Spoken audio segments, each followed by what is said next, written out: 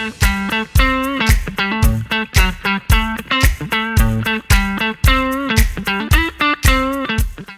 To BRK news. అందరికీ అంతర్జాతీయ మహిళా దినోత్సవ శుభాకాంక్షలు. ప్రస్తుతం మనతో పాటు స్టూడియోలో ఉన్నారు సోషల్ యాక్టివిస్ట్ కృష్ణకుమారి గారు. వారితో స్పెషల్ చిట్ చాట్. మ్యామ్ నమస్తే అండి. Happy women's day ma'am. Thank you, same to you. ఎలా ఉన్నారు? బాగున్నాను. యాక్చువల్లీ ఎప్పుడు చూసినా ఆ చిరునవ్వు, గంభీరంగా ఉంటారు. ఏదైనా అడిగితే చెప్తాను, లేదా ఎవరైనా క్వశ్చన్ చేస్తే నేను దానికి సమాధానం ఇస్తాను అన్నట్లే ఉంటారు కదా. చాలా స్ట్రాంగ్ పర్సనాలిటీ కదా. వింటూ ఉంటాము, ఫేస్ చేస్తూ ఉంటాము. అంటే అవమానాలు అనేవి ఉంటాయి.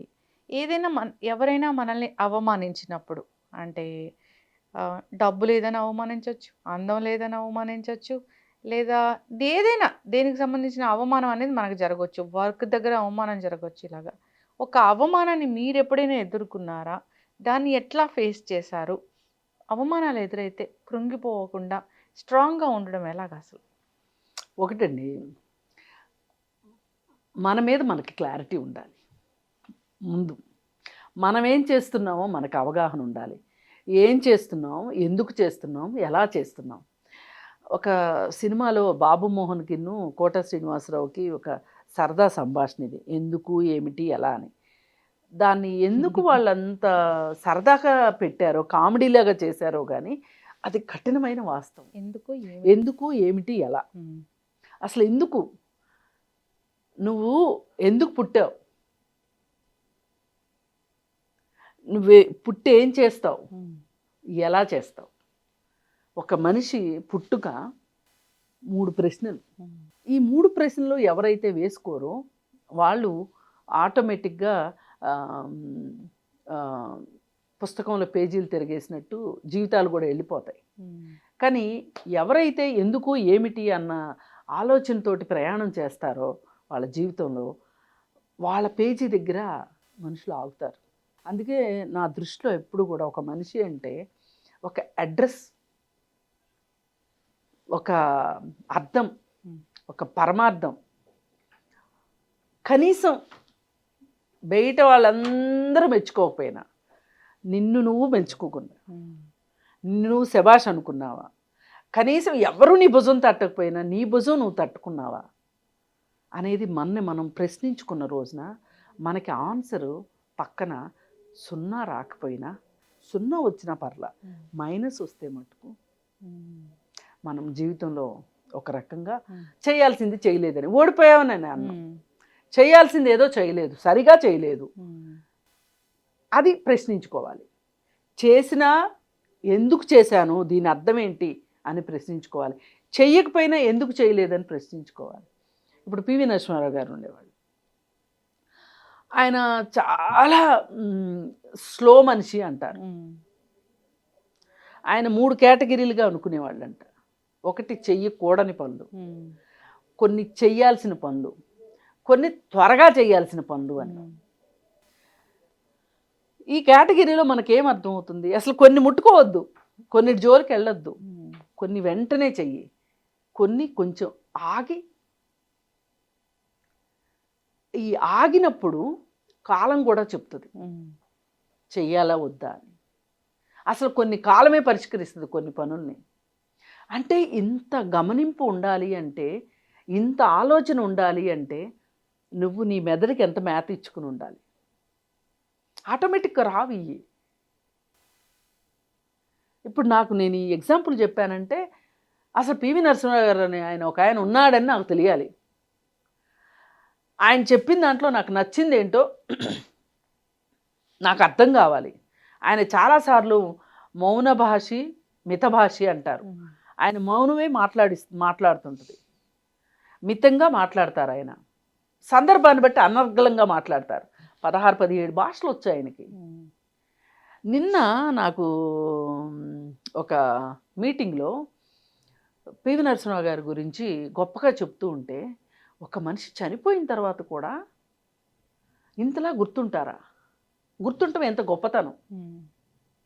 ఆయనకి రామానంద తీర్థ గారు అంటే చాలా ఇష్టం.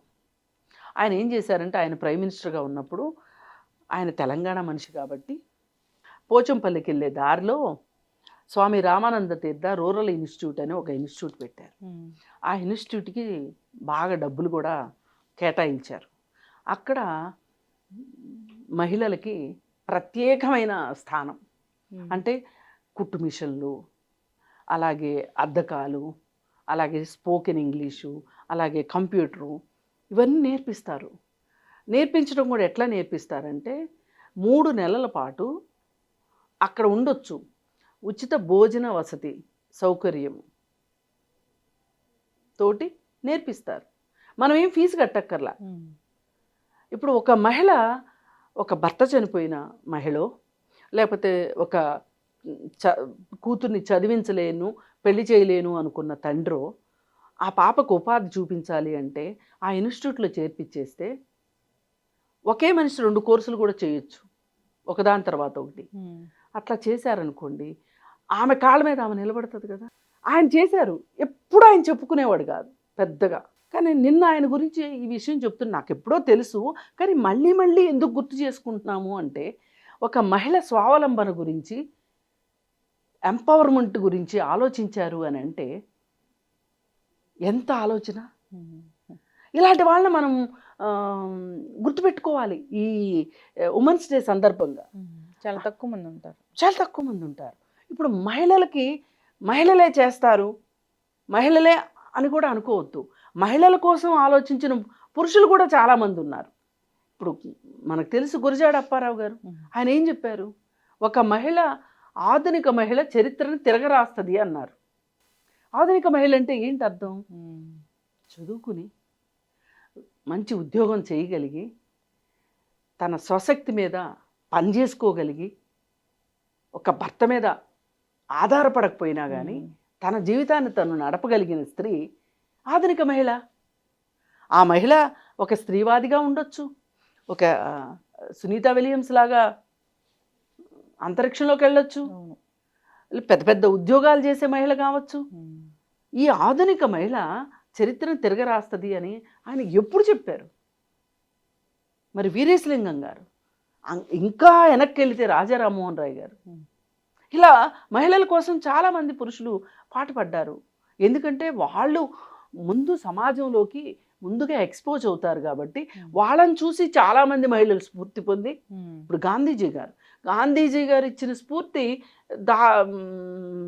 మామూలు విషయం కాదు. స్వతంత్రం ఆయన ఏమన్నాడు, అర్ధరాత్రి మహిళ నిర్భయంగా తిరిగిన రోజునే స్వాతంత్రం వచ్చినట్టు అని చెప్పి మాట్లాడారు. దానికంటే కూడా ఎంతో మంది మహిళలకు ఆయన స్ఫూర్తినిచ్చారు. ఇప్పుడు దుర్గాబాయి దేశ్ముఖ్ ఉంది, ఆమెను ఐరన్ లేడీ అంటారు. ఆవిడ ఆయన్ని చూసే స్ఫూర్తి పొందింది. ఆవిడ ఒంటి మీద ఉన్న బంగారం, నగలు అన్నీ ఇచ్చేసి, ఇంకా నేను జీవితంలో నేను నగలు ధరించను అని ఆమె శపథం చేసింది. మామూలు విషయమా? ఒక మనిషి అంత స్ఫూర్తినివ్వడం. స్ఫూర్తి మగవాళ్ళు ఇచ్చారా ఆడవాళ్ళు ఇచ్చారా అనేది అనవసరం. స్ఫూర్తిని ఆడవాళ్ళు తీసుకున్నారా మగవాళ్ళు తీసుకున్నారా అది అనవసరం. స్త్రీ పురుషులు ఇద్దరూ కలిసి పనిచేస్తేనే సమాజం ముందుకెళ్తుంది, ఒక ఇల్లు ముందుకెళ్తుంది. అందుకని మనకి ఇలా మహిళల్ని ముందుకు తీసుకురావటానికి ఎవరెవరైతే పనిచేశారో వాళ్ళందరినీ గుర్తుపెట్టుకుని ముందుకు సాగాలి. ఇది అనంతం ప్రయాణం. ఇప్పుడు మన ఒక్కళ్ళతోనే మొదలవలా ఈ ప్రపంచం, మన ఒక్కళ్ళతోనే అంతమైపోదు. మన ముందు ఎందరో, మన తర్వాత ఇంకెందరో నడుస్తూనే ఉంటుంది. మంచి వాళ్ళ గురించి చెప్పారు, చెడ్డ వాళ్ళ గురించి కూడా చెప్పాలిగా. అవును, మీరు అన్నింది కరెక్టే. చెడ్డవాళ్ళ గురించి కూడా చెప్పాలి. ఎందుకంటే కొంతమంది ఎలా ఉండాలో నేర్పిస్తారు, కొంతమంది ఎలా ఉండకూడదో నేర్పిస్తారు. నేను ఎలా ఆలోచిస్తానంటే, ఎక్కువ చెడు మాట్లాడి నేను నా సమయాన్ని వృధా చేసుకోవాలనుకోను. చెడు ఎవరో ఎంతో కొంతమంది చెప్తూనే ఉంటారు. చెడు గురించి ప్రచారం చేయడానికి ఒక ప్రచారకులు అక్కర్లా, ఆటోమేటిక్గా వచ్చేస్తుంది గాల్లో. కానీ మంచిని చెప్పేవాళ్ళే కావాలి వాళ్ళ సమాజానికి, స్ఫూర్తినిచ్చేవాళ్లే కావాలి. నేను వాళ్ళనే గుర్తుపెట్టుకుంటాను. ఫేస్ చేయడం ఎట్లా? అసలు ఫేస్ చేయడం అంటే, ఇప్పుడు ఇలాంటి అవకాశం ఏదైనా వచ్చింది. ఇప్పుడు నేను మీకు రూరల్ యూనివర్సిటీ గురించి ఎందుకు చెప్పానంటే, రామానంద తీర్థ రూరల్ యూనివర్సిటీ గురించి, ఒక మహిళకి కష్టకాలం వచ్చింది, అవమానాలు ఎదుర్కొంటుంది. నువ్వు నాకెందుకు పుట్టావు, నీకు పెళ్లి చేయలేకపోతున్నాను, నీకు పెళ్లి చేస్తే మొగుడు తంతున్నాడని కొడుతున్నాడని తిరిగి వచ్చేసావు, నిన్నే పోషించాలా, నీ చెల్లెళ్ళను కూడా పోషించాలా అనే ఒక తండ్రి ఉంటేను, లేదు అసలు తండ్రి సంగతి పక్కన పెట్టండి, ఒక భార్యను నిర్లక్ష్యం చేసిన భర్త ఉంటేనో, అలాంటప్పుడు ఏ మహిళ కుంగిపోవటానికి వీల్లేదు, అది అవమానంగా తీసుకోవటానికి వీల్లేదు. వాళ్ళని వాళ్ళు నిరూపించుకోవటానికి వాళ్ళకి ఒక అవకాశం వచ్చిందనుకోండి, మంచిగా ఉద్యోగం చేసే ఒక భర్త చేసుకుంటూ వెళ్తున్నాడు, భార్య చక్కగా హౌస్ మేకర్ లాగా ఉండి, అంటే ఇల్లు నిర్వహించడమే అంత ఈజీ ఏం కాదు, కానీ తనలో బయట ప్రపంచంలో చూపించుకోగలిగిన ప్రతిభ ఉండి కూడా కేవలం ఇంటికే పరిమితం అయిపోయిన మహిళలు చాలామంది ఉంటారు. అట్లాంటి మహిళలకు అవకాశం రాక అలా ఉంటారు. అలాంటి అవకాశం వచ్చినప్పుడు మట్టుకు, అలాంటి సందర్భం వచ్చినప్పుడు మట్టుకు మహిళలు అసలు వెనక్కి తిరిగి చూడడానికి వీల్లేదు. మా యూట్యూబ్స్ వచ్చాయి అంటే ఇంట్లో ఉండే కంటెంట్ చేయొచ్చు, అసలు చూస్తున్నారుగా మీరు, వంటలు చేయొచ్చు, ఎన్నో చేయొచ్చు, ఎన్నెన్నా చేయొచ్చు, చెయ్యాలి అనుకోవాలి. అలా కాకుండా భర్త అనేవాడు భరించేవాడు, భర్త చేయికేం చేస్తాడు, ఇలా ఒక ఆధారపడే మనస్తత్వం ఉన్న మహిళల గురించి నేను మాట్లాడను. ఎవరైతే వాళ్ళని వాళ్ళు నిరూపించుకోవాలనుకుంటారో, ఒక సిస్టమేటిక్గా ఇంటి పని బయట పని రెండింటిని విభజించుకొని చెయ్యాలనుకుంటారో, ఒక సోమరిపోతుల్లాగా ఉండాలని అనుకోకుండా ఒక పని చేయటానికి, ఏ పనైనా సరే పని చేయటానికి సిద్ధపడతారో, ఒకరికి నష్టం కలిగించిన పని, ఒకళ్ళని బాధ పెట్టని పని, ఒక చట్ట వ్యతిరేకమైన పని కాంది ఏదైనా సరే, ఏ పనైనా చెయ్యండి. ఆర్థిక స్వాతంత్రం ముఖ్యం, ఆర్థిక స్వాతంత్రం ముఖ్యం. మీకు మీ జీవితం ఎంత ముఖ్యమో, మీకు పుట్టిన పిల్లలకు మీ జీవితం అంత ఆదర్శం కావాలి, మీ చుట్టూ ఉన్న వాళ్ళకి ఆదర్శం కావాలి. ఎప్పుడైనా సరే నాకేం కోరిక ఉండాలి, నేను నలుగురి కంటే ఆధిక్యం అనే భావన ఉండటం కరెక్ట్ కాదు. నాకు ఒక అవకాశం వచ్చింది నా పక్క వాళ్ళకంటే, ఆ అవకాశాన్ని నేను నిరూపించుకున్నాను అనే ఒక ధైర్యం నాకు కావాలి, ఒక సంతోషం నాకు కావాలి, ఒక తృప్తి నాకు కావాలి జీవితంలో. ఇవేవీ లేకోకుండా నా తండ్రి సంపాదించాడు, ఏదో మనుధర్మం చెప్పినట్టు నువ్వు పుట్టిన తర్వాత తండ్రి అండ, పెళ్లి తర్వాత భర్త అండ, తర్వాత కొడుకు అండ అనేదాన్ని నేను ఎట్టి పరిస్థితుల్లోనూ, ఇంకా అలాంటి అండలోనే ఉండాల్సిన పరిస్థితి వస్తే చచ్చిపోవడం బెటర్, అంతేగాని బతికి ఉండటం వేస్ట్. ఇప్పుడు మగవాళ్ళకి మనకి ఏంటండి డిఫరెన్స్ ఏంటి నాకు అర్థం కాదు. వాళ్ళకి మెదడు ఉంది, మనకి మెదడు ఉంది, వాళ్ళకి చేతులు ఉన్నాయి, అసలు డిపెండెన్సీ అనేది పనికిరాదు. కాకపోతే ఇక్కడ కావాల్సిన ఒక క్లారిటీ ఏంటి అంటే, ఆడవాళ్ళకి ప్రత్యేకమైన నైపుణ్యాలు ఉంటాయి, మగవాళ్ళకి ప్రత్యేకమైన నైపుణ్యాలు ఉంటాయి. ఈ ప్రత్యేక నైపుణ్యాల విషయంలో మట్టుకు మనం పోటీ పడాల్సిన అవసరం లేదు. అలాగే మన నైపుణ్యాలు ఏదో తక్కువ, వాళ్ళ నైపుణ్యాలు ఏదో ఎక్కువ అని బాధపడక్కర్లేదు. ఒక జీవితానికి అన్ని రకాల నైపుణ్యాలు అవసరం, ఒక కుటుంబానికి అన్ని రకాల నైపుణ్యాలు అవసరం. ఇప్పుడు మనలోనూ ఈస్ట్రోజన్ ఉంటుంది, మగవాళ్ళలోనూ ఈస్ట్రోజన్ ఉంటుంది, మనలోనూ ప్రొజెస్ట్రాన్ ఉంటుంది, మగవాళ్ళలోనూ ప్రొజెస్ట్రాన్ ఉంటుంది. అది పర్సంటేజ్ డిఫరెన్స్ ఉంటుంది. కానీ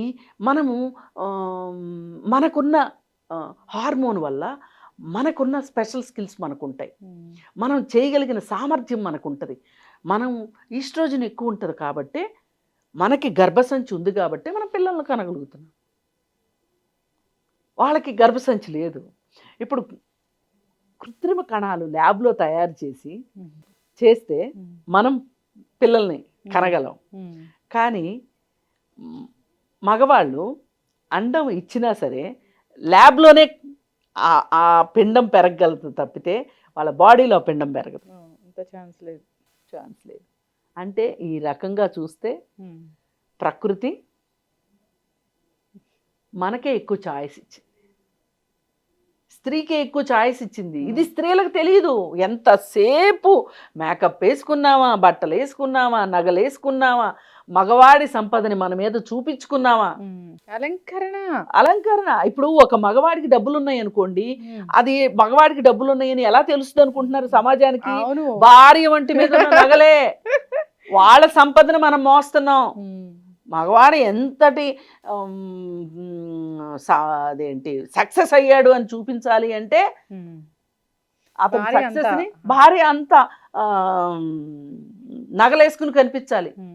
ఎన్ని డబ్బులు లేకపోతే ఇన్ని నగలు చేయిస్తాడు అంటారు సింపుల్ గా ఎంత ప్రేమ లేకపోతే ఇన్ని నగలు చేయిస్తాడు అంటారు. అంటారు. అందుకని దానికి పరిమితం అయ్యాము అంటే ఉమ్. మనం ఒక మ్యూజియంలో వస్తువుకి మనకే తేడా లేదు. మనకి ఇంట్లో ఒక రోబోని తెచ్చిపెట్టుకుంటే రోబోకి మనకి తేడా లేదు. కానీ మనము వాళ్ళకి ఎలా స్కిల్స్ ఉన్నాయో మనకి అలాగే స్కిల్స్ ఉన్నాయి. వాడితే గనక మన దగ్గర ఇంకొంచెం 2-3 స్కిల్స్ ఎక్కువ ఉన్నాయని నేను నమ్ముతా. ఉమ్. అలా అని అధిక్యం అనుకోవద్దు. ఇది ప్రకృతి ఇచ్చిన శాపము అనుకోవద్దు, అది అధిక్యము అనుకోవద్దు. ఉమ్. మీరు కుంగిపోకుండా ఉండటం కోసం నేను చెప్తున్నా. ఉమ్. ఆడది అబల ఎంత స్ట్రాంగ్ ఉన్నా ఆ, ఇప్పుడు చాలా పెద్ద పెద్ద నిందలు పడ్డప్పుడు కుంగిపోతారు. నిందలు మగవాళ్ళ మీద కూడా పడతాయండి. ఆడవాళ్ళ మీద ఏంటి, మనుషుల మీద నిందలు పడతాయి. అది ఎందుకు పడతాయి అంటే కొంతమందికి ఒక ఈర్ష్య ఉంటుంది. ఉమ్. మేము పైకి రాలేకపోయాం, ఉమ్. వాళ్ళు పైకి వచ్చేసారు. ఈ ఈర్ష్యతోటి ఒక పుకార్లు, ఉమ్. వాటిని ఏంటి అంటారు ఇంగ్లీష్లో, ఒక గాసిప్, ఉమ్. అవి మాట్లాడేస్తారు. ఉమ్. గాసిప్కి వెనక ఉన్న ఉమ్. ఆ, ఆ, దానికి తిండి ఏంటి అంటే ఉమ్. ఈర్ష్యే. ఉమ్. ఈర్ష్య ఉంటేనే వేరే వాళ్ళ గురించి చెడ్డగా అంటారు. చెడ్డగా అంటారు. ఈర్ష్య లేకపోతే ఎందుకు అంటారు చెప్పండి? అవును. నాకు ఈర్ష్య లేదనుకోండి, నా ఎదురుగా ఒక పెద్ద పెద్ద డైమండ్స్ వేసుకున్న ఆవిడ ఉన్నా కానీ నేనేం చెల్లించకూడదు. అవును. నాకెందుకు ఆమె డైమండ్స్ వేసుకుంటే నాకు అవసరమా? ఉమ్. ఆమె భర్త ఐఏఎస్ ఆఫీసర్ అయితే నాకు అవసరమా? నేను ఎంత ఏడ్చినా నాకైతే రాడు కదా భర్త. ఇది నేర్చుకోవాలి మహిళలు. ఎవ్వరికి వాళ్ళు ప్రత్యేకం. నాకు నేను ప్రత్యేకం, మీకు మీరు ప్రత్యేకం. ఉమ్. రోడ్డు ఊడ్చే ఆవిడ కూడా ప్రత్యేకం. అంతే ఆబ్వియస్లీ. రోడ్డు పక్కన టీ అమ్మే ఆవిడ కూడా ప్రత్యేకం. ఎందుకు ప్రత్యేకం అంటున్నానంటే వాళ్ళ జీవితాలను వాళ్ళు గడుపుతున్నారు గౌరవంగా. అవును. ఈ రాజకీయ నాయకుల మాదిరిగాను, ఉమ్. వ్యాపారస్తుల మాదిరిగాను వీళ్ళకి లాగా, లేకపోతే ఇప్పుడే ఒక ఆవిడ పట్టుబడింది కదా బంగారం దొంగతనంలో బెంగళూరులో, ఉమ్. రన్యారావు అని. ఉమ్. అవును. వాళ్ళకి లాగాను ఉమ్. కాదు కదా, కష్టపడుతున్నారు. ఉమ్. అసలు నేను ఎవరైనా ఇప్పుడు స్వచ్ఛ భారత్ అవార్డు ఇళ్ళల్లో పని చేసుకునే వాళ్ళు ఇళ్లలో పనిచేసుకునేవాడు 5 ఇళ్ళలో పని చేస్తారంట. 5 ఇళ్లలో పనిచేస్తారు. జీవితం మొత్తం వాడు తాగిరాని తన్నని ఏమన్నా చేయని తెల్లారేసి పనికి వస్తారు. తెల్లాలేసి పనికి వస్తారు. వాళ్ళకి ఆ పనే వాళ్ళకి అవసరం. అవును. వాళ్ళకి అదొక స్వాంతన, పనే స్వాంతన వాళ్ళకి. ప్యాషన్. అంతే. వాళ్ళకి పని నుంచే వాళ్ళు స్వాంతన పొందుతారు. బా. వాళ్ళకి ఏమన్నా ఎక్కువ పని చేసిందని వాళ్ళకి ఏమైనా ఇంక్రిమెంట్లు వస్తాయా? వాళ్ళకి ఏమన్నా అవార్డులు ఇస్తారా? ఏమి ఇవ్వరు. అయినా వాళ్ళకి పనే స్వాంతన, పని వాళ్ళ అవసరం, వాళ్ళ జీవితం పనే జీవితం. అలాంటి వాళ్ళు గొప్పవాళ్ళు నా దృష్టిలో. అట్లాంటి వాళ్ళే ఇప్పుడు స్వచ్ఛ భారత్ అంటారు. స్వచ్ఛ భారత్కి ఎవరు బ్రాండ్ అంబాసిడర్లు అంటే రోడ్లు వచ్చేవాళ్ళే బ్రాండ్ అంబాసిడర్లు. ఈ అమల, ఈ లక్ష్మి, మంచు లక్ష్మి, ఒక 25 మందిని 30 మందిని దేశం మొత్తం మీద పోగేసి వీళ్ళంతా స్వచ్ఛ భారత్కి బ్రాండ్ అంబాసిడర్లు అని మోడీ చెప్పాడు. వీళ్ళు కూడా అబ్బో నిజమే అనుకున్నారు. ఒక్కళ్ళన్నా వాళ్ళు ప్రశ్నించుకున్నారా? అసలు మనం ఎట్లా బ్రాండ్ అంబాసిడర్లు అవుతాము, మనకు చీపిరి పట్టుకోవడమే రాదే అని ఒక్క మాటన్నా ఆలోచించారా వాళ్ళు? నిజమైన బ్రాండ్ అంబాసిడర్లు రోడ్లు వచ్చేవాళ్ళు, పారిశుధ్య కార్మికులు. స్వచ్ఛ భారత్కి ఒక్కరోజు ఒక్క వీధి ఓడకపోయినా, ఒక్కరోజు డ్రైనేజ్ ప్రాబ్లం వస్తే అటెండ్ అవ్వకపోయినా అప్పుడు తెలుస్తుంది అసలు స్వచ్ఛ భారత్కి బ్రాండ్ అంబాసిడర్లు ఎవరిలో. అందుకోసం ఏంటంటే ఏది ఏమైనా మనము ఏ పని చేస్తున్నాం అనే దానికంటే కూడా ఆ పనిలో ఎక్సలెన్సీ ఉందా లేదా అనేది ఇంపార్టెంట్. చిత్తశుద్ధి కూడా చాలా ఇంపార్టెంట్. ఒకరోజు ఒక ఆఫీస్లో బాత్రూమ్లు కడిగే అతనికి అవార్డు ఇస్తున్నారు. రిటైర్ అవుతుంటే అతనికి సన్మానం చేస్తున్నారు. చేస్తుంటే ఎవరో అడిగారు, బాత్రూమ్లు కడిగే అతనికి సన్మానం ఏంటి అని. ఏంటి అంటే అతను చేసే పనిలో అతను ఏ రోజు లీవ్ పెట్టలేదంట. పైగా అతనికి ఉన్న పరిమితమైన వనరుల్లో రోడ్డు పక్కన దొరికిన పువ్వులైనా సరే తీసుకొచ్చి ఆ బాత్రూములు శుభ్రంగా కడిగి ఆ పువ్వులు బాత్రూమ్ దగ్గర పెట్టేవాడు. అంటే అది అతని వర్క్ ప్లేస్, అది అతని పని. పనిని పని ప్రదేశాన్ని గౌరవించిన వాడు ఏ అవార్డుకైనా అర్హుడు. దీనిలో స్త్రీలు ఉంటారు, పురుషులు ఉంటారు, అందరూ ఉంటారు. అందుకని నేను చెప్పొచ్చేది ఏంటంటే ఫైనల్గా అవమానాలు అనేదాన్ని మీరు సవాలుగా తీసుకోండి. రియాక్ట్ అవ్వకూడదు. రియాక్ట్ అవ్వద్దు. రియాక్ట్ అయితే వాడు సక్సెస్ అయినట్టు. ఒక్కసారి నువ్వు ఎవరిపైన ఈర్ష్య పడ్డావు అంటే వాళ్ళకంటే నువ్వు వెనకున్నావు అని అర్థం. నువ్వే డిసైడ్ చేసేసావు వాళ్ళ గెలుపుని, నువ్వు ఓడిపోయింది ఒప్పేసుకున్నావు. అస్సలు జలసీ అనేది జీవితంలో, అసలు జలసీ అంటే ఏంటి అని అడగాలి. వాళ్ళే పైకి వస్తారు ఎప్పుడైనా, వాళ్ళే సంతోషంగా ఉంటారు ఉన్న దాంట్లో. ఒక మహిళ, ఇప్పుడు మహిళా దినోత్సవం సందర్భంగా మనం చెప్పుకుంటున్నాం కాబట్టి, ఏ మహిళ అయితే ఇంకొక మహిళ పట్ల ఈర్ష్య రాగద్వేషాలకి అతీతంగా ఉంటుందో ఆ మహిళ చాలా ఆరోగ్యంగా ఉన్నట్లు లెక్క. చాలా మంది మిమ్మల్ని ఇంటర్వ్యూ చేస్తుంటారు, చాలా మందితో మీరు ఫ్రెండ్షిప్ చేస్తుంటారు, చాలా మందితో మాట్లాడుతుంటారు, చాలా మందికి కౌన్సిలింగ్ ఇస్తుంటారు. అంటే ఇలాంటి మహిళలు ఎక్కడ కనపడలేదు మీకు? ఎందుకు లేరు? కౌన్సిలింగ్కి వచ్చే వాళ్ళలో సగానికి పైగా వీళ్ళే. కేవలం జల్సీతోటి, కేవలం రాగద్వేషాలు, అలాగే వాళ్ళ జీవితంలో కొంతమందిలో అండి పాపం గిల్ట్ ఉంటుంది, కొంతమందిలో సెల్ఫ్ బ్లేమింగ్ ఉంటుంది, కొంతమందిలో పక్క వాళ్ళని బ్లేమ్ చేసేవాళ్ళు. సెల్ఫ్ బ్లేమింగ్ చాలా డేంజరు. సెల్ఫ్ బ్లేమింగ్, అపరాధ భావన, గిల్ట్. ఎందుకు నీకంత అపరాధ భావన? ఓకే, పొరపాటు జరిగింది, నీ వల్ల తప్పు జరిగింది, నష్టం జరిగింది, ఎందుకు అపరాధ భావన? నేను ఎందుకు ఇలా చేయాల్సి వచ్చింది, ఇంకొకసారి చేయకుండా ఉండాలి అని. ఇప్పుడు బెర్నార్డ్ షా అని చాలా పెద్ద ఆయన ఉన్నారు, ఇంటర్నేషనల్గా ఆయన ఒక ఫిలాసఫరు. ఆయన ఏమంటారంటే, జీవితంలో ఒక్క తప్పు కూడా చేయలేదా నువ్వు అంటే నువ్వేమీ చేయనట్టే. అంతేగా, పని చేస్తేనే తప్పులవుతాయి. పని చేయకుండా కూర్చుంటే ఏముండదు, క్లియర్గా ఉంటాం. అదే పెద్ద తప్పు. ఏమి చేయకుండా ఉండడమే పెద్ద తప్పు. అందుకని తప్పులు పొరపాట్లు మానవ సహజం. మానవ జీవితంలో కనీసం జీవితంలో ఒక్కసారైనా నువ్వు చేసిన తప్పుని నువ్వే సరిదిద్దుకోగలిగే తప్పులు మాత్రమే చెయ్యండి. మిమ్మల్ని మీరు సరి చేసుకోగలిగిన తప్పులు మాత్రమే చెయ్యండి. ఇంకొకరు ఎవరో వచ్చి మీ తప్పులు సరిదిద్దటం, ఇంకొకరు ఎవరో వచ్చి మీకోసం ఉండాల్సి రావటం పెట్టుకోవద్దు. ఇంకొకటమ్మా, ఇప్పుడు మీరున్నారు, నా వర్క్ ప్లేస్లోనూ నన్ను ఎక్కడో డిస్టర్బ్ చేసేసారు అంటే మీరు చాలా స్ట్రాంగ్ అన్నట్లేగా? స్ట్రాంగ్ కాదు నా దృష్టిలో. మీరు నన్ను తొక్కేశారంటే మీరు స్ట్రాంగ్ అన్నట్లేగా? నేను పనిలేని దాన్ని అని అర్థం నా దృష్టిలో. నేను పనిలేని దాన్ని కాబట్టి మీరేం చేస్తున్నారు, మీ వెనక వాళ్ళే ఉంటున్నా. నేనెంత సమయం కోల్పోతున్నా, నేను చేయాల్సిన పనిని నేనెంత కోల్పోతున్నా, నేనెంత మనశ్శాంతిని కోల్పోతున్నా. మీకు ఇవేమీ తెలియదు, ఇవేమీ పట్టలేదు, మీరు ముందు దూసుకెళ్ళిపోతున్నారు, మీ దోవను మీరు వెళ్ళిపోతున్నారు. ఎంత సాధిస్తారనేది వేరే విషయం, కానీ మీ దోవను మీరు ప్రశాంతంగా వెళ్ళిపోతున్నారు. కానీ నేను ఇక్కడ కుళ్ళిపోతా, బాధపడతా, అసలు ఎట్లా తొక్కేయాలని ప్లాన్ల మీద ప్లాన్లు వేసి నా టైం వేస్ట్ చేసుకుంటున్నా. పైగా దీంట్లో ఇంకెవరిని ఇన్వాల్వ్ చేయాల్సి వస్తుంది ధైర్యం కోసం. ఇదంతా అవసరం ఆ జీవితంలో? ఎవరిని తొక్కేయక్కర్లా. కాలం అనేది ఒకటి చూసారా, దాని కోపం వస్తే అందరినీ తొక్కేస్తాను. అప్పటిదాకా ఆగండి. ఆ పని ఏదో మీరు కమ్యూనిస్టు, నేను కమ్యూనిస్ట్నే. కాలం తొక్కేస్తుంది అంటే నేనేమంటున్నా, మనం తప్పు చేస్తే మన తప్పు మనకే తిరిగి వస్తుంది. అది అంటే నేను ఏం చెప్తున్నా, మనం తప్పు చేయటం వల్ల సమస్యలు వస్తే ఆ సమస్యలు మన్నే మింగేస్తాయి. అది ఇంకొకరు ఆధ్యాత్మికంగా చెప్పొచ్చు, నేను కర్మ సిద్ధాంతం చెప్పట్లా.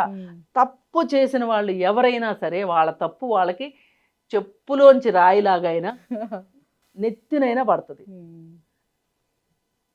అందుకని ఇప్పుడు మనం ఏమి తప్పు చేయమండి. ఓ రోజు నేను చిన్న ఎగ్జాంపుల్ చెప్తున్నా. నేను కారులో వెళ్తున్నా, నా ఎదురుగా ఒక చిన్న చిన్న బేబీ చిప్స్ వేసుకుంటున్న ఒక లారీ వెళ్తుంది. డిస్టెన్స్ కూడా మెయింటైన్ చేస్తున్నాం, ఎందుకు లారీ వెనక ఫాస్ట్గా వెళ్ళడం అని. లారీలో నుంచి ఒక చిన్న రాయి వచ్చి మా గ్లాస్ మీద పడింది, గ్లాస్ క్రాక్ ఇచ్చింది. మా తప్పు ఏంటి చెప్పండి? ఒక్కొక్కసారి అలా జరుగుతాయి, అంతే. దాన్ని యాక్సెప్ట్ చేయాలి మనకి, మనం యాక్సెప్ట్ చేయాలి. ఇప్పుడు బోలెడు బ్యాక్టీరియా ఉంటుంది మన చుట్టూ, వైరస్లు ఉంటాయి. ఎవరిని వచ్చి పట్టుకుంటాయి చెప్పండి? బ్యాక్టీరియా కానీ వైరస్ కానీ. ఎవరు వీక్గా ఉంటే వాళ్ళని పట్టుకుంటాయి, ఇమ్యూనిటీ లో ఉన్న వాళ్ళని పట్టుకుంటాయి. అందుకని నువ్వేం చేయాలి? నువ్వు స్ట్రాంగ్గా ఉండాలి, నువ్వు ఇమ్యూనిటీని పెంచుకోవాలి. ఇది ఒక్కొక్కసారి తెలివి కావచ్చు, ఒక్కోసారి పని విధానం కావచ్చు, ఒక్కోసారి బలం కావచ్చు. ఈ ఇమ్యూనిటీ అనేది అన్నిసార్లు ఆరోగ్యమే అని కాదు, అన్నిసార్లు బ్యాక్టీరియా వైరస్ అనే కాదు. మరి చెడ్డ ప్లేస్ ఉంది, అది చెడ్డ ప్లేస్ మనకు అనుకూలంగా లేదు అన్నప్పుడు మనం బయటికి రావడం మంచిదే. చాలా మంచి, ఉత్తమం. ఇది మనది కాదు, ఇది మనం ఆడే గ్రౌండ్ కాదు, ఇది మన ఆట స్థలం కాదు. జీవితం ఒక పెద్ద ఆట స్థలం అండి. ఈ ఆట స్థలం కాదు అనుకుంటే, కంఫర్ట్ లేనప్పుడు అక్కడి నుంచి వచ్చేయండి. కొన్ని రోజులు ఖాళీగా ఉన్న నష్టం లేదు. చాలా మంది పెద్ద పెద్ద వాళ్ళు మధ్యలో పని విరామం తీసుకుంటారు, ఉద్యమాల్లో ఉన్న వాళ్ళైనా మామూలు వాళ్ళైనా. బ్రేక్ చాలా మంచిది ఒక రకంగా. నిన్ను ఒక చోట ఆగాలి, జీవితంలో ఆగాలి, ఆగి ఆలోచించాలి. అప్పుడు మనం ఏం చేసామో మనకు అర్థమవుతుంది, అందులో తప్పులు అర్థమవుతాయి, చేసిన విధానంలో తప్పులు అర్థమవుతాయి. జీవితాన్ని ఇంకా చాలు అని ఆపటం కూడా ఒక కళ. ఆ కళ అందరికీ రాదు. శోభన్ బాబు గారు ఉన్నారు, ఆయన డిసైడ్ అయ్యారు నేను ఇంకా నటించొద్దు అని. ఆయన దగ్గరికి వెళ్ళి బ్లాంక్ చెక్ ఇస్తే కూడా నేను నటించను అన్నాడు. అది జీవితం ఆపటం ఒక కళ. ఆయన మీద పుస్తకం రాశారు ఆకెళ్ళ గారు, నాకు చాలా చాలా ఇష్టమైన మాట. మనకి జీవితంలో ఒక్కొక్క సందర్భంలో ఒక్కొక్క దాన్ని వదిలేయాల్సింది వస్తుంది, ఒక్కొక్క ఫేజ్లో అవి వదిలేయాలి ఖచ్చితంగా. అది తెలిసిన వాళ్ళు, అది ఒక ఆర్ట్, లైఫ్ ఆర్ట్. అది తెలిసిన వాళ్ళు చాలా సుఖంగా ఉంటారు. లేకపోతే నాకంటే కొంచెం నటన తక్కువ వచ్చిన ఇంకొక యాక్టర్ బాగానే ఉన్నాడు కదా, ఇంకా చేస్తూనే ఉన్నాడు కదా, ఇలా ఆలోచించాడు అనుకోండి. ఆ నిర్ణయం తీసుకున్న తర్వాత కూడా శోభన్ బాబు గారు ఆ విధంగా ఆలోచించారనుకోండి, ప్రశాంతంగా ఉంటారా? ఉండరు. అందుకని మనం ఒక నిర్ణయం తీసుకున్నాము అంటే, ఒక జీవితంలో ఒక ఫేజ్లో ఒక్కొక్కటి వదులుకుంటూ ముందుకు వెళ్తూ ఉన్నాము అంటే, మనం ఆ వెళుతురు ఆ జీవితాన్ని ఆస్వాదించడం చాలా ఇంపార్టెంట్. మనం ఎప్పుడైతే జీవితాన్ని ఆస్వాదించడం మర్చిపోతామో, ఇష్టపడము, కష్టాలను ఇష్టపడము, ఎప్పుడూ సంతోషమే ఉండాలనుకుంటాము, అది చాలా తప్పు. ఖచ్చితంగా జీవితాన్ని ఆస్వాదించాలి. ఖచ్చితంగా ఒక టీ తాగుతూ ఆస్వాదించవచ్చు, ఒక పేపర్ చదువుతూ ఆస్వాదించవచ్చు, 2 పక్షులు వెళ్తుంటే చూసి ఆస్వాదించవచ్చు. అసలు ఆస్వాదించడానికి నీ జీవితంలో ఏమీ లేకపోయినా ప్రకృతిని చూసి కూడా ఆస్వాదించవచ్చు. మన చుట్టూ ఖర్చు లేనిది ప్రకృతి. ఓ చెట్టు ఉందనుకోండి, మనం ఏమైనా డబ్బులు కట్టాలి చెట్టుకి? ఓపుకుంటే కాస్త నీళ్లు పోయాలి, అంతే కదా. అది కూడా లేకపోతే ఎవరో ఒకళ్ళు పోస్తారు. కానీ నీళ్లు పోసిన వాళ్ళే చెట్టును చూస్తానని లేదుగా ఎక్కడ. అందుకని ఈ తత్వం నేర్చుకోవాలి. ఈ తత్వం లేకపోతే జీవితంలో సంతోషంగా ఉండలేము. ఎన్ని కోట్లు సంపాదించిన వాళ్ళు కూడా సంతోషంగా ఉండలేరు. ఇవాళ చూస్తున్నాం ఒక్కొక్కళ్ళని, కోట్లు ఉన్న వాళ్ళు కూడా. మొన్నే మనం మాట్లాడుకున్నాం కదా, 100 కోట్ల ఆస్తున్న ఇంట్లో ఏం జరిగిందో. ఎన్ని ఉదంతాలు మనం రోజు చూస్తానే ఉన్నాం. నేర్చుకోవట్లే. ఇది మనకు కాదు, మన సబ్జెక్ట్ కాదు, మనకు జబర్దస్తే, మనకు కావాలి. కాసేపు అన్ని మర్చిపోయి పిచ్చి జోకులు చూడొచ్చు, శ్రీదేవి డ్రామా కంపెనీ చూడొచ్చు, ఇంకోటి చూడొచ్చు. అవి కూడా అవసరమే అప్పుడప్పుడు. నేను కాదంట, ఈ పెయిన్ఫుల్ లైఫ్లో నేను కాదనట్లేదు. దాంట్లో కూడా ఒక ఆరోగ్యం ఉండాలి. అక్కడ ఈ సంతోషం ఒక మనిషిని కించపరిచే ద్వారా వచ్చే సంతోషాన్ని మనం ఎంజాయ్ చేసాము అంటే మనకు కూడా ఎక్కడో ఆ ఇన్స్టింక్ట్ ఉంది అని అర్థం. ఇప్పుడు మన మనసులో అలాంటి ఉద్దేశం లేకపోతే దాని దగ్గర మనకు ఆనందం దొరికింది అంటేనే ఎక్కడో దాని పట్ల మనకి ఒక అపరిమితమైన మోజో, ఇష్టమో ఉన్నాయని అర్థం. నేను కూడా ఈ మధ్య ఒకటి అన్నాను. అంటే మీరు ఆ చెడ్డ వాళ్ళని మీరు అంచనా వేయలేకపోయారే అని అన్నారు నన్ను. ఉమ్. ఎందుకంటే నాకు చెడ్డ ఆలోచనలు లేవు కాబట్టి నేను అంచనా వేయలేకపోయాను. నేను ఆ రోజు అదే సమాధానం చెప్పా. అంతే కదమ్మా, మనకు అలాంటి ఆలోచన ఉంటే అలాంటి వాళ్ళని అంచనా అంచనా వేయగలుగుతాం. వేయగలుగుతాం. ఎస్. ఇప్పుడు జీవితం అంటే పడి లేచే కడలి తరంగం లాగా అనుకోవాలి.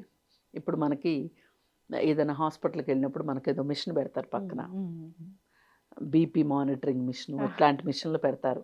మన హార్ట్ రేట్ని కొలిసే మిషన్స్ పెడతారు. ఆ మిషన్లో పైకి కిందకి చూపించినంతసేపు మనకు ప్రాణం ఉన్నట్టు. ఒకటే అడ్డగీత వచ్చింది అనుకోండి, పోయినట్లే. అంతే. ఈ పైకి కిందకి అనేవి ఏంటంటే కష్టాలు సుఖాలు లాంటివి. జీవితంలో కష్టాలు ఉంటాయి, సుఖాలు ఉంటాయి. ఈ కష్టాల సుఖాల మధ్యలో కూడా జీవించడమే ఒక కళ. కరెక్ట్ అమ్మా. మహిళలు ఇది బాగా నేర్చుకోవాలి. జీవించాలి అనే ఒక తపన, ఆ జీవితాన్ని ఒక కళగా జీవించడం అనేది చాలా అవసరం. చాలా మంది కూడా ఈ చిన్న కష్టానికి ఆత్మహత్యలు చేసుకోవడం చిన్న వయసులో. పైగా ఇంకోటి ఏంటంటే ఆడవాళ్ళకి మీద కుటుంబం మొత్తం ఆధారపడి ఉంటుంది. అమ్మకి అసలు సెలవు ఉండదు, అమ్మకి రాజీనామా ఉండదు, అమ్మకి రిటైర్మెంట్ ఉండదు. అలా అని అమ్మ మీద నేను ఎక్కువ బాధ్యత వేస్తున్నానని కాదు. ఏది ఏమైనా బాధ్యత ఫీల్ అవుతారు మహిళలు. అందుకని వాళ్ళు మరి కాస్త సంతోషంగా ఉండాలని, కష్ట సుఖాలని బేరీజు వేసుకుంటూ వాటిని తట్టుకుని ముందుకెళ్ళాలని నేను కోరుకుంటున్నా. పైగా ఈ సంవత్సరం మహిళా దినోత్సవం ఏం చేసింది అంటే, ప్రతి సంవత్సరం ఒక నినాదం ఇస్తే, ఈ సంవత్సరం నినాదం ఏంటంటే మీ శక్తిని యాక్సలరేట్ చెయ్యండి. అంటే బాగా ముందుకే తీసుకెళ్ళండి అనే నినాదం ఇచ్చింది. అందుకని అంటే మన దగ్గర శక్తియుక్తులు ఉన్నాయి, ఆ ఉన్న వాటితోటి మనం దూసుకుపోవాలి అనేది ఇప్పుడు మన ముందున్న ఈ సంవత్సరం మహిళా దినోత్సవం సందర్భంగా ఈ సంవత్సరం నినాదం అది మహిళలు మరింతగా ఆకలింపు చేసుకుని అలవాటు చేసుకుని దాన్ని జీవన విధానంలో, అది సంతోషమా దుఃఖమా బాధ కష్టం ఏదైనా సరే దానిలో జీవించాలని నేను కోరుకుంటున్నాను. ప్రతి మహిళ తనకు తాను గొప్ప వ్యక్తి, ఇంకొకరికి రోల్ మోడలే. సో మిమ్మల్ని చూసి నేను చాలా నేర్చుకుంటాను. అట్లా తను చాలా స్ట్రాంగ్గా ఉండాలి. తన హెల్త్ గురించి కూడా ఆలోచించుకోవాలి. మనం ఒక బ్యూటిఫుల్ వీడియో కూడా చేసాం, చాలా వైరల్ అయింది. తన హెల్త్ గురించి, అమ్మ రాజీనామా లేదు అమ్మకి, కానీ అమ్మ హెల్త్ని కూడా సరిగా చూసుకోవాలి. ఆ బాధ్యత మన మీద కూడా ఉంటుంది. సో అందరూ కూడా హెల్తీగా హ్యాపీగా ఉండాలని కోరుకుందామమ్మ. చాలా చక్కటి విషయాలు చెప్పారు. పాటించాలి, స్ట్రాంగ్గా ఉండాలి, మహిళ నెక్స్ట్ లెవెల్కి వెళ్ళాలి, హెల్తీ వేలో తను ఉండాలని కోరుకుందాం. చక్కటి ఇన్ఫర్మేషన్. ధన్యవాదాలు.